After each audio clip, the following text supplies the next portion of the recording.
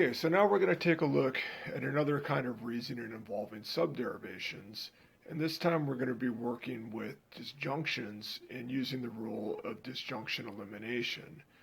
Now, disjunction elimination, it reflects a very natural pattern of reasoning that I think we're all familiar with, that we all use all the time. And this is often called reasoning by cases, and it's where we know one of two things is true, or one of two things is the case. Say A or B is true, and we want to show that if A is true, a certain consequence follows. On the other hand, if B is true, the same consequence follows, and therefore we can reasonably conclude on the assumption that A or B is true that this consequence follows either way. In other words, it's entailed by those premises. So let's take a look at this argument here, and this should make clear how to use this rule. It's a very simple case of reasoning by cases. So this argument, the premises are if not F, then not G, not F or H. H is equivalent to not G. In other words, you can't have one of these without the other. And this is the conclusion of the argument that we're trying to show follows validly from these premises. In other words, it's entailed, this sentence is entailed by these sentences.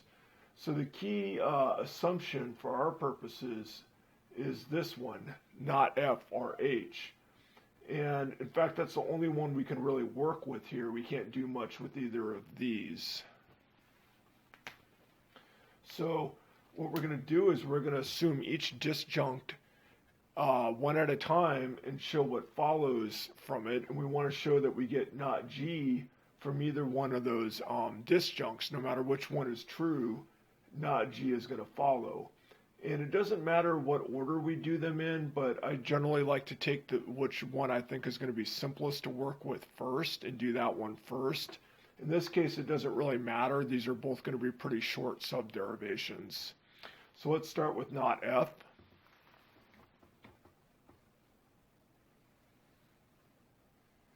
So on our line 4, we start a new subderivation with not F. We'll use a capital A for assumption, the way the book does. So the rule that we're trying to use here is disjunction elimination, okay? And what do we get as a consequence of assuming not F? Well, we get not G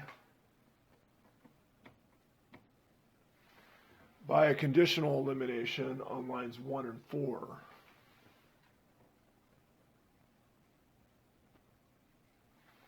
All right, so we're done with this subderivation. We got what we wanted. We'll go ahead and close it off.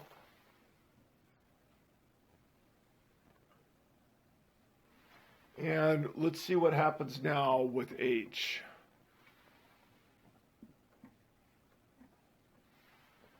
Okay, well, H is equivalent to not G, so on the assumption of H, not G follows there as well. Sorry, line 6 is an assumption to use the VE rule, and we're getting not G by biconditional elimination on lines 3 and 6.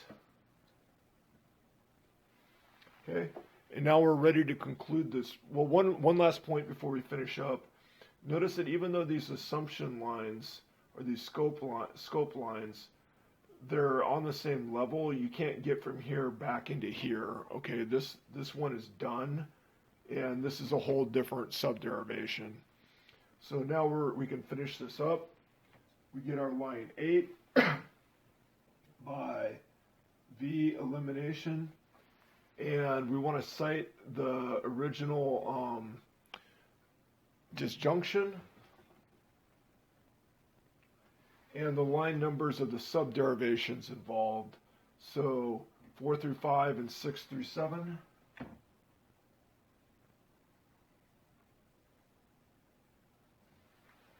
Okay, you don't have to stack them up like that. I'm just doing that because I'm running out of room. And that concludes our derivation.